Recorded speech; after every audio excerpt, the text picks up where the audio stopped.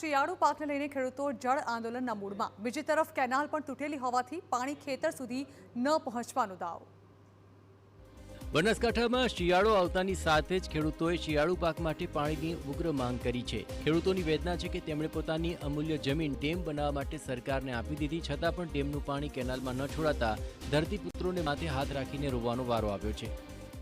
ન્યાય મળશે, પોતાને પાણી મળશે અને પોતાને ખેતી સારી કરશે એ ભાવથી આ જમીનો એમને સંપાદનમાં વિના વિઘ્ને આપી દેવામાં આવી હતી, પરંતુ આજે વર્તમાનમાં એ ખેડૂતોને જરાય લાભ મળતો નથી। ખેડૂતોની રજૂઆતને લઈને માની લઈએ કે સરકાર પાણી છોડે તો પણ ખેડૂતોના ખેતર સુધી પાણી નહીં પહોંચે તેવું ખેડૂતોનું કહેવું છે। જુઓ કેમ ખેડૂતો આવું કહી રહ્યા છે।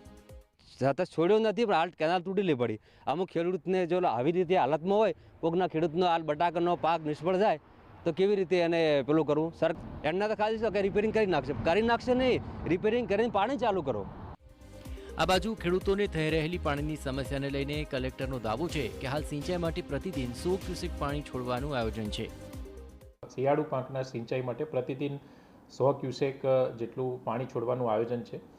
દાંતીવાડાનો જે કમાન્ડ વિસ્તાર છે તેમાં અંદાજિત 15,000 હેક્ટર જેટલી જમીન અને ખાસ કરીને બનાસકાંઠા અને પાટણ જિલ્લામાં સિંચાઈનો લાભ મળશે। હવે અપાર આફતો બાદ ક્યારે કેનાલ રિપેર થાય છે અને ક્યારે સિંચાઈનું પાણી છોડવામાં આવે છે તે જોવું રહ્યું।